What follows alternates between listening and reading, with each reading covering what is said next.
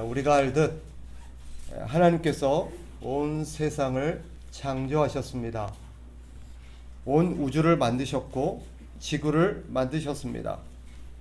하늘의 해와 달과 별을 만드셨습니다. 바다와 육지를 만드시고 각종 식물과 새와 물고기를 만드셨습니다. 그리고 땅에 각종 동물과 가축을 만드셨고 마지막으로 사람을 만드셨습니다. 오늘 본문과 관련해서 우리가 주목해 볼 점이 하나 있습니다. 그것은 하나님이 인간을 만드실 때 아담과 하와를 동시에 창조하지 않으셨다라는 대목입니다. 하나님은 아담을 홀로 창조하셨습니다. 그리고 한동안 아담 혼자 살게 하셨습니다. 그리고 아담 혼자 하나님이 맡겨주신 그 일들을, 피조세계를 돌보는 일들을 하게 하였습니다. 왜 그러셨을까요? 생각해 보셨습니까? 왜 하나님의 계획은 남자와 여자를 만드셔서 가정을 이루시고 그 가정을 통하여서 생육하고 번성해서 땅에 충만하게 하시는 것이 하나님의 계획이셨습니다. 그거는 의심의 여지가 없습니다. 그런데 왜 처음부터 남자와 여자를 같이 만들지 아니하시고 남자 혼자서 먼저 창조하시고 혼자 살게 하셨을까 하는 대목입니다. 어떤 분은 이 대목을 두고 남자가 혼자 살아봐야 여자 귀한 줄 알고 여자가 필요하구나 하는 것을 깨닫지 않겠냐 라고 말하기도 합니다. 물론 문맥상 보면 일리가 있습니다. 하나님이 하와를 창조하시기 전에 아담이 돕는 배필 짝이 없다라는 것들을 주목하게 하셨고 또 필요성을 깨닫게 하셨다라고 봐도 전혀 무리가 없습니다. 또 어떤 분은 혼자서 일해야 하니까 너무 힘들고 어려우니 돕는 누군가, 동역자가 필요하다는 것을, 그래서 사람 혼자서는 결코 하나님의 일을 감당할 수 없다는 것을 깨닫게 하기 위함이다 라고 말하기도 합니다. 그것도 일리가 있습니다. 그러나 더 중요한 이유가 따로 있습니다. 그것은 인간에게 있어서 가장 근본되고 중요한 대상, 관계는 하나님이라는 것을 가르치기 위함입니다. 사람을 만들기 전에 하나님과 독대하고 하나님과 이렇게 살게 함으로써 너에게 있어서 가장 중요한 존재는 하나님이시다. 사람이 있기 전에 너에게 먼저 하나님이 있어야 된다는 것을 가르치기 위함이다 하는 것이 오늘 본문이 가르치는 것입니다. 그래서 이 말씀의 근거에서 우리는 모든 인간관계보다 우선하는 것이 하나님과의 관계라는 것을 명심해야 합니다. 인간을 향한 본분보다 하나님을 향한 본분이 더 중요하고 우선합니다.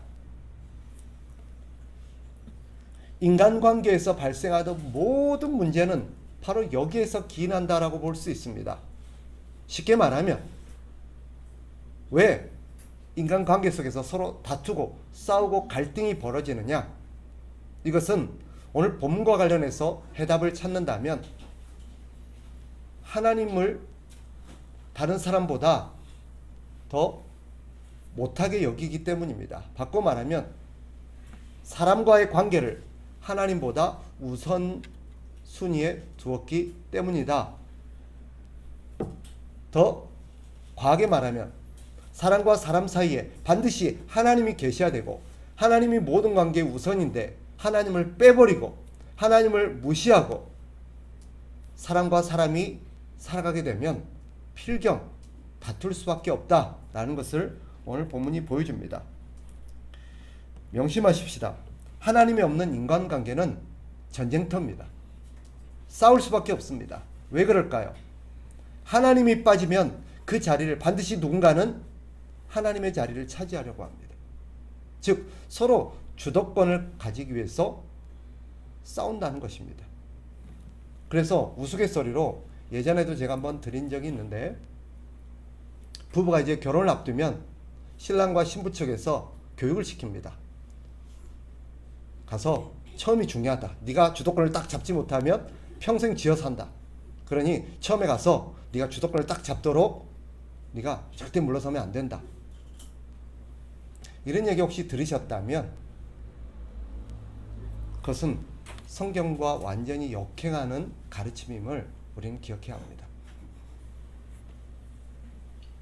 사람은 서로 자기가 주도권을 가지려고 합니다. 자기가 왕이 되려고 해요. 그래서 갈등이 벌어지는 것이고 싸움이 나는 것입니다. 그런데 이유는 한 가지입니다. 거기에 누가 안 계시기 때문에? 하나님이 안 계시기 때문에. 하나님이 없는 관계는 반드시 싸울 수밖에 없습니다. 예외가 없습니다. 하나님이 계셔야 하나님이 그 두 사람의 관계를 주도하시고 하나님이 다스리시기 때문에 싸움이 사라지는 것입니다. 따라서 성경이 남자가 여자와 결혼할 때 반드시 하나님을 경외하고 하나님을 아는 사람과 결혼하도록 요구하고 지시하는 이유가 거기에 있습니다. 그러니 결론적으로 한마디 한다면 여기에 있는 우리 청춘 남녀 여러분, 아직 미혼인 형제자매 여러분, 기억하셔야 돼요. 하나님을 모르는 사람과 결혼하면 반드시 전쟁터를 경험하게 될 겁니다. 하나님을 알고 하나님을 믿는 사람과 결혼해도 갈등과 싸움은 불가피합니다. 그 이유는 제가 뒤에서 말씀드리겠습니다. 하물며 하나님이 없는 사람과 결혼했을 때 그 가정이 전쟁터가 되는 것은 불보듯 뻔합니다. 그러니 다른 거 저런 거 깊이 고민하지 마시고 무조건 하나님을 알고 하나님 믿는 사람과 결혼하리라는 분명한 선명한 목표를 세우시기를 부탁드립니다. 우리는 왜 싸우느냐? 오늘 본문에서 말하는 것처럼 첫 번째가 하나님이 안 계시기 때문에 그래요. 뭐 때문이라고요? 하나님이 안 계시기 때문에. 부부가 왜 싸웁니까? 부모와 자식이 왜 싸웁니까? 형제간에 왜 싸웁니까? 그 사이에 하나님이 안 계시기 때문에. 그래서 싸우는 거예요. 그래서 모든 가정에는 항상 누가 계셔야 됩니까? 하나님이 계셔야 합니다. 사람들이 다투고 싸우는 또 한 가지 이유가 있습니다. 그것은 믿고 의지할 하나님이 안 계셨을 뿐만 아니라 그 하나님 믿고 의지할 분이 오직 하나님이신데 하나님이 아니라 엉뚱한 것을 믿고 의지하니까 싸우게 되는 것입니다. 우리가 믿고 의지할 분은 오직 하나님뿐입니다. 그런데 그 관계 속에 하나님이 안 계시니까, 믿고 의지해야 될 하나님이 안 계시니까 하나님이 믿고 의지해야 될 그 하나님의 자리에 다른 걸 세우는 것입니다. 대부분 사람들이 그 하나님의 자리에 누구를 세웁니까? 사람을 세웁니다. 그러니 믿고 의지해야 될 하나님이 안 계시니 대부분 가족들을 믿고 의지합니다. 처음에는 부모를 믿고 의지하지요. 그러다가 결혼하면 누구를 믿고 의지합니까? 배우자를 믿고 의지합니다. 그런데 이제 살다가 그 배우자가 세상을 떠나게 되면 이제는 누구를 믿고 의지할까요? 자식을 믿고 의지합니다. 그러니 갈등과 다툼이 일어날 수밖에 없는 것입니다. 왜 그럴까요? 성경이 가르치기를 사람은 믿음과 의지의 대상이 아닙니다. 우리가 사랑하고 섬겨야 될 대상이지. 사랑하고 섬기고 돌봐줘야 될 대상을 우리가 믿고 의지하고 있으니 싸움이 안 날 수가 없습니다. 왜 그래요? 우리가 사람을 의지하게 되면 반드시 실망하게 됩니다. 예외가 없습니다. 우리를 실망시키지 않는 사람이란 존재할 수가 없습니다. 믿고 의지했는데 그 기대가 무너지니까 실망하는 거예요. 또 왜 분노합니까? 믿었는데 그 믿음이 깨어지니까 분노하는 거예요. 신뢰가 깨어지면 분노하게 되었습니다. 부모를 믿었는데, 남편을 믿었는데 그 신뢰가 깨어지니까 우리 안에서 뭐가 일어나요? 분노가 일어나는 것입니다. 그 분노는 싸움의 불길이 되어서 서로 치고받고 싸울 수밖에 없어요. 여러분, 우리의 가족은 믿음의 대상이 아닙니다. 처음부터 아버지든 배우자든 자식이든 그 누구도 우리의 믿음의 대상이 될 수가 없습니다. 왜요? 처음부터 그들은 그럴 능력이 없는 사람이기 때문입니다. 오히려 우리의 가족은 우리가 사랑하고 섬겨야 할, 돌봐줘야 될 대상이라는 것을 가슴에 새겨야 됩니다. 마지막으로 우리가 싸우는 이유가 또 한 가지 있습니다. 첫 번째, 왜 싸운다 그랬어요? 하나님이 안 계시니까. 하나님이 없으니까 우리를 다스리고 통제할 분이 안 계시는 거예요. 서로 왕이 되려고, 서로 하나님의 자리를 차지하려고 싸우는 거예요. 이게 주도권 싸움이죠. 집안에서도 보면 싸움을 잘 보세요. 서로 자기 목소리, 자기 의견, 자기 말이 안 받아들여지니까 싸우는 거예요. 내 말대로 하자는 거예요. 내 뜻대로 하자는 거예요. 아니에요? 맞아요. 두 번째, 왜 싸운다고요? 서로를 믿고 의지하니까 싸우는 거예요. 당신을 믿었는데, 아버지를 믿었는데 어떻게 나한테 이럴 수 있냐는 거예요. 자식을 믿었는데 어떻게 네가 나한테 이럴 수 있냐는 거예요. 성경 어디에도 사람을 믿고 의지하라고 가르친 적이 없습니다. 오히려 뭐라고 가르쳐요? 그들은 믿음의 대상이 아니니 사람을 믿고 의지하지 말라라고 가르칩니다. 그 사람은 생명이 코에 있으니 샘할 가치가 어디 있냐라고 말합니다. 세 번째, 왜 우리가 싸웁니까? 우리는 같이 살아가는 사람에 대한 이해가 부족하기 때문에 싸웁니다. 하나님이 그 사람을 어떻게 만들었고 어떤 존재로 만들었는지를 모르니까 싸우는 거예요. 마치 여러분, 휴대폰 하나 샀어요. 근데 그 휴대폰을 어떻게 사용해야 되는지, 이 휴대폰의 용도가 뭔지를 모르고 사용하면 어떻게 될까요? 고장나요. 망가뜨려요.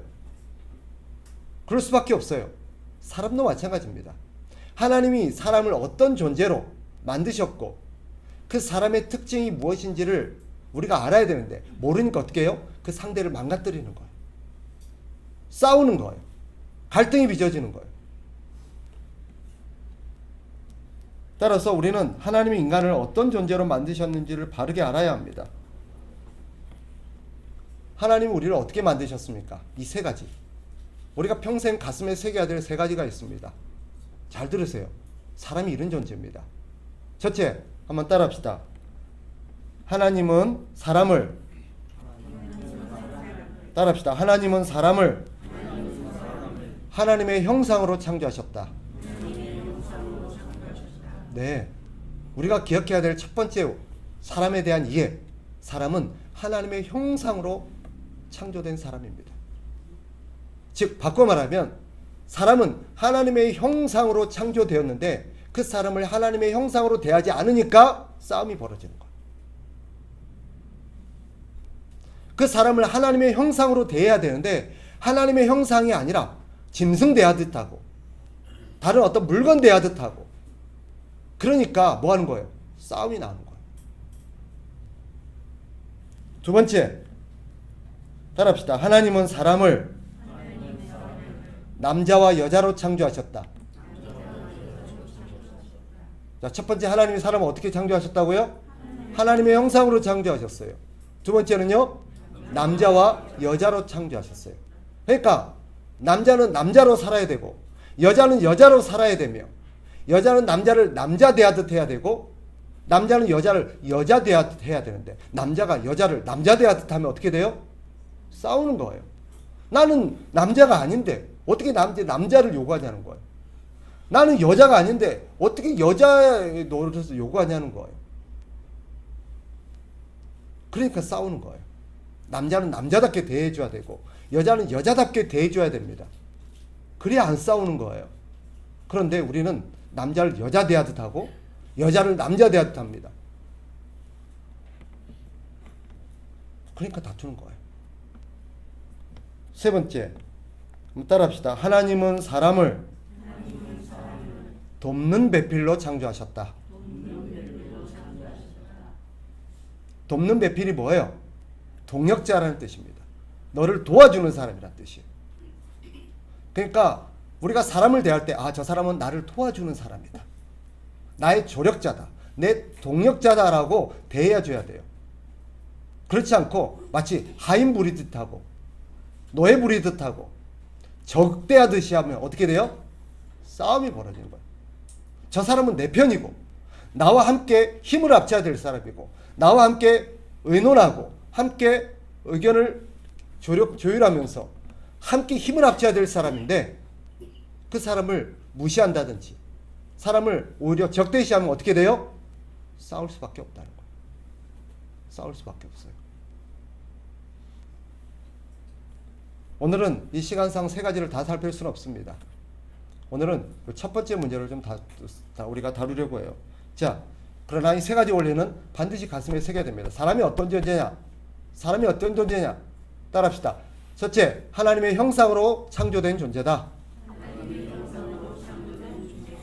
두 번째, 어떤 존재예요? 남자와 여자로 창조되었습니다. 남자와 여자로 창조되었어요. 세 번째, 어떤 존재라고요? 우리의 돕는 배필로 창조되었다는 거예요. 이 세 가지를 놓치면 안 됩니다. 이 세 가지 중에 두 가지는 잘하고 하나가 무시되었다. 그래도 안 됩니다.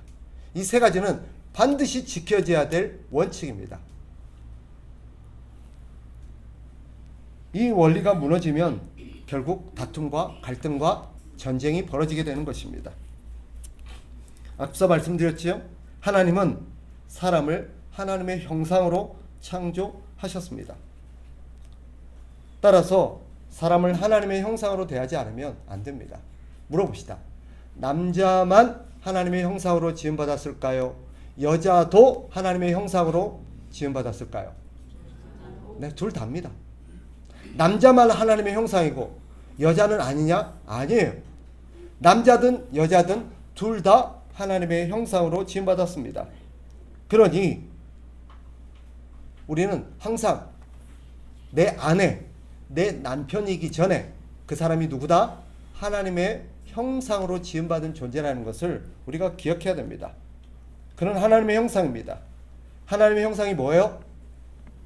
하나님의 형상이라는 것은 하나님을 닮았다는 것이고, 첫째 뭐라고요? 하나님을 닮았다. 두 번째, 하나님을 대신하는 존재다. 따라합시다. 뭐라고요? 하나님을 대신하는 존재다.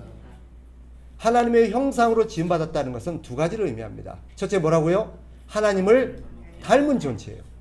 그 사람은 하나님을 닮았어요. 두 번째 어떤 존재라고요? 하나님을 대신하는 존재예요. 하나님을 대신하는 존재. 그래서 성경에 뭐래요? 지극히 작은 자 하나를 대하는 것이 누구를 대한 거래요? 나를 대한, 하나님을 대하는 거다. 예수님을 대하는 거다 가르치는 거예요. 왜? 그가 하나님의 형상으로 지음받은 존재이기 때문입니다. 따라서 우리는 하나님의 형상으로 지음받은 사람을 대할 때 누구 대하듯 해야 돼요? 하나님 대하듯 해야 돼요. 자, 남자만 그렇습니까? 아니면 여자도 그렇습니까? 여자도 그래요. 남자만 하나님의 형상이고 니는 내 형상이 돼 이러면 안 돼요. 남자든 여자든 둘 다 하나님의 형상으로 지음받은 존재예요. 그러니까 내 남편, 내 아내이기 전에, 내 자식이기 전에 누구를 대하듯 해야 돼요? 하나님을 대하듯 해야 돼요. 이게 무너지니까, 이 원칙이 깨지니까 사람은 그렇게 만들어졌는데, 그런 대우를 받을 존재로 만들어졌는데 사람을 그렇게 안 대하니까 뭐가 벌어지는 거예요? 싸움이 벌어지는 거예요. 싸움이. 나는 하나님의 존귀한 형상으로 지음받은 존재인데, 나는 하나님의 가치가 내 안에 있는 사람인데 왜 나를 무시해? 왜 나를 업신여겨? 그러니까 내 마음속에서 억울함과 내 안에서 여러 가지 그런 분노가 일어나는 것입니다. 여러분, 나의 남편, 나의 아내, 나의 자녀, 나의 부모, 그들을 무시하는 것은 하나님을 무시하는 것임을 명심하시기 바랍니다. 여러분들은 나중에 하나님 앞에 서게 될 거예요. 그때 하나님이 대뜸 여러분에게 이렇게 말한다고 칩시다. 야, 너 왜 나 무시해? 너 왜 나 무시하고 살았어? 그러면 여러분 얼마나 당황스럽겠어요. 그죠? 여러분 뭐라고 얘기하겠어요? 아니, 제가 언제 하나님을 무시했냐고. 너 나 무시했어. 이런 얘기가 성경에 있을까요? 없을까요?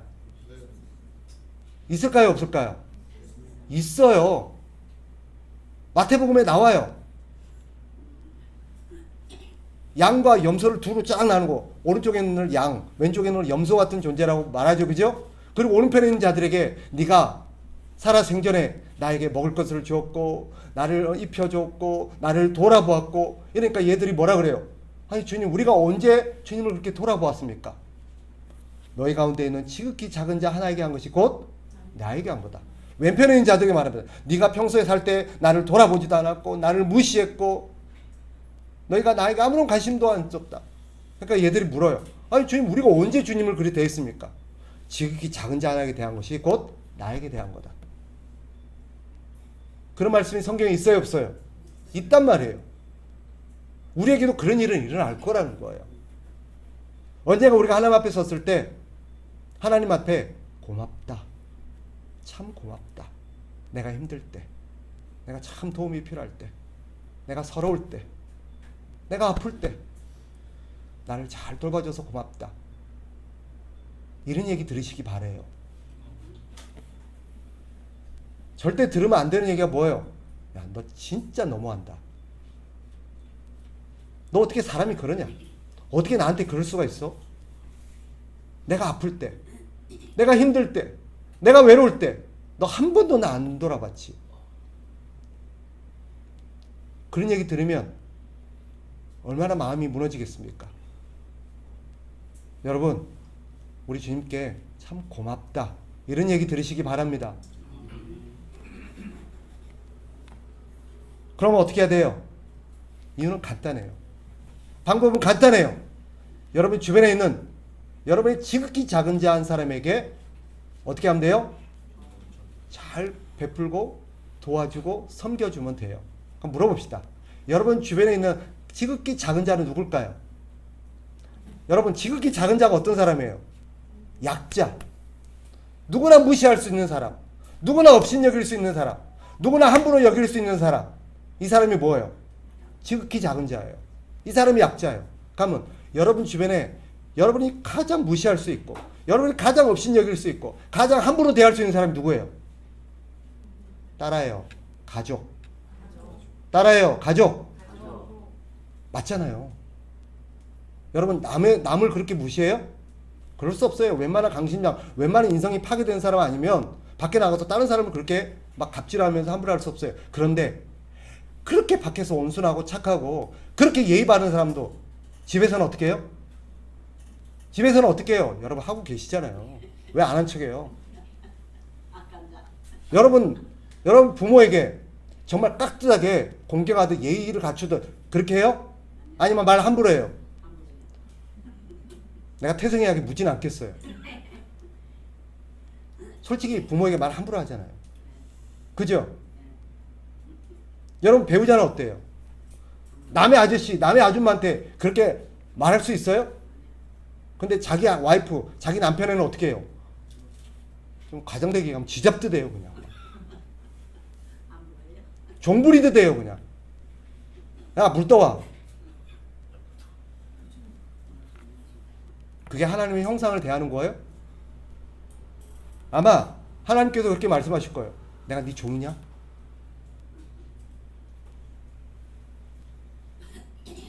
내가 그러라고 그 사람 네 옆에 둔 줄 알아? 너 종시키려고, 너 함부로 대하라고 그 귀한 사람을 네 옆에 둔 줄 알아? 그렇게 말씀하실 거예요. 그래요, 안 그래요? 맞잖아요. 제가 없는 얘기예요? 그렇게 하시면 안 돼요. 내 남편, 내 아내, 내 자식이기 전에 누구라고요? 하나님의 형상으로 지음받은 존재예요. 하나님의 형상으로 지음받았다는 건 두 가지를 의미한다고 그랬죠. 첫째 뭐다?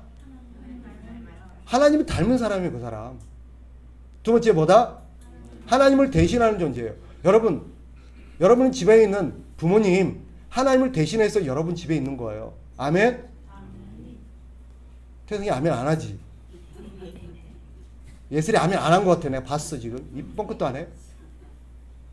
왜 안 하냐고. 여러분의 부모는 하나님을 대신해서 여러분의 집에 있는 거예요. 그래도 끝까지 아멘 안 하는 사람 있어요. 여러분의 배우자 하나님을 대신해서 여러분의 집에 있는 거예요. 아멘? 아니, 물론 저도 찔려요. 우리 아내가 지금 보고 있어요. 지금. 물론 얘기하면 목사님은요? 그러면 찔려요. 솔직히. 우리 아내가 불꽃 같은 눈으로 쳐다보고 있어서 자꾸 제가 주눅이 드는데 근데 그게 맞아요. 맞아요. 우리는 정말 무서운 죄를 짓고 있는지도 몰라요.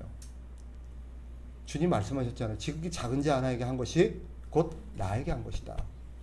우리가 얼마나 우리의 가족들을 함부로 대했습니까? 얼마나 무시했습니까? 하나님의 형상으로 우리 가운데 있고 하나님을 대신해서 우리 가정에 있는데 하나님은 누구를 통해서 하나님의 섬김을 받기를 원하시느냐? 우리 가족을 통해서 섬김을 받기를 원하세요. 그러니까 우리 하나님 잘 섬기려면 하나님을 기쁘시게 하려면 누구 기쁘게 하면 돼요? 여러분의 가족 기쁘게 하면 돼요. 그러면 하나님이 기뻐하세요. 여러분의 가족 잘 섬기면 우리 하나님 섬김 잘 받았다 그래요. 교회에서는 그렇게 하나님께 깍듯이 하고 교회에서는 그째 하나님 높이려고 하는 사람이 집에 가서 가족들을 쥐잡듯이 하면 하나님이 뭐라 그러는지 아세요? 위선자라 그래요. 위선자라고. 이 외식하는 자들아. 그런 말이 있을까요? 없을까요? 있어요. 마가복음에 보세요. 고르반이라는 사건 기억나요? 하나님 앞에는 온갖 이것저것 다 드린다 그러면서 집에 가서 자기 부모한테는 어떤데요? 돌아보지를 않는데요. 하나님께 드리면 됐지. 내가 하나님 섬기면 됐지. 그렇게 말한대요. 근데 하나님 뭐라 그래요? 그게 하나님 섬기는 거냐? 그게 내가 원하는 거야? 너 부모한테 잘해. 너 가족한테 잘해. 이게 오늘 성경이 가르치는 거예요. 가끔 묻습니다. 아니, 나를 저렇게 아프게 하고 나를 저렇게 힘들게 하고 나를 저렇게 속상하게 하는 사람 그래도 하나님 대하듯 하나님의 형상으로 대해야 되나요? 어때요? 대해야 될까요? 예. 왜요? 하나님 때문이에요. 그 사람 때문이 아니라 하나님 때문이에요. 하나님이 그러라고 했으니까. 하나님 얼굴 보고 하나님 때문에 그 사람을 참고 하나님 때문에 그 사람을 우리가 예우해 주는 거예요. 그죠? 왜요? 그 사람을 누가 만드셨어요? 하나님이 그러시는 거예요. 들어보세요. 알아. 부족한 거. 알아. 너 힘들게 하는 거. 알아. 뭐가 많이 난 거. 그래도 사랑해줘. 그래도 귀하게 대해줘. 그래도 아껴줘. 그래도 불쌍히 여겨줘. 내가 만들었어. 내가 너한테 부탁해. 여러분, 제일 어리석은 사람이 자기 가족을 다른 사람과 비교하는 사람이에요. 하나님이 우리는 삼신할머니가 자식을 점지해 준다고 생각하는데 그렇지 않아요. 그 자식을 우리 가정에 우리의 자식으로 보내주신 분은 누구세요? 하나님이에요. 하나님이에요. 근데 자식이 좀 못나고 마음에 안 든다고 옆집 자식과 비교하면 안 돼요. 하나님이 그 자식을 우리에게 맡겨줄 때 어떻게 맡기셨을까요? 이렇게 맡기셨어요. 이 아이 너한테 맡길 테니까 많이 사랑해 주렴. 잘 키워주렴.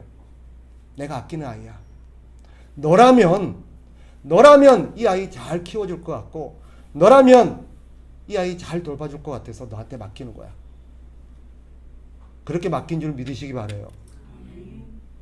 근데 그 아이를 남의 아이와 비교하면서 그러면 안 되죠. 그죠? 근데 그런 아이가 한 명이 아니라 또 있어요. 집에 큰아들도 있죠. 그죠? 있어요 없어요? 큰아들도 똑같아요. 사랑해 주려. 예. 그래서 제가 우리 아내한테 참 고마워요. 남의 집 아들인데 저를 참 귀하게 잘 대해줘. 여러분 그러셔야 돼요. 여러분의 아내, 우리 남편들 잘 들으세요. 여러분의 아내 딸 대하듯 하시기 바랍니다. 아멘. 딸을 막 쥐잡듯 잡는 분 말고, 대체로 아빠들이 딸을 얼마나 이뻐해요. 그죠? 아내도 남의 집 귀한 딸이니까 내 딸이라고 생각하고 잘 대해주시기 바랍니다. 그게 하나님의 뜻이에요. 우리가 한 가지 기억해야 될 거 있어요. 물론 우리 부모, 우리의 남편, 우리 아내, 우리 자식 다 하나님의 작품입니다. 그건 틀림없는 사실이에요. 그런데 한 가지 기억해야 될 게 있어요. 작품은 작품이고 하나님 만드셨긴 하셨는데 미완성 작품이라는 것입니다.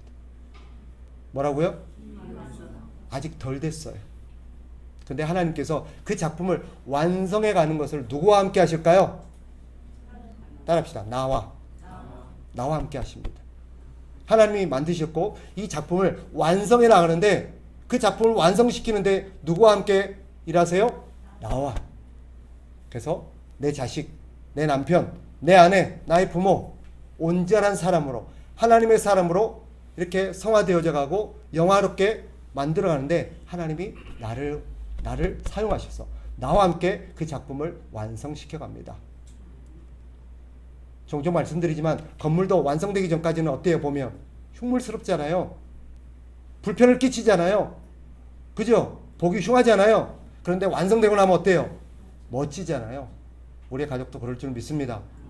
그때까지 참고 우리 가족들을 완성된 하나님의 작품이 되기까지 해산의 수고를 잘 감당하시는 저와 여러분 되기를 주의 이름으로 축복합니다.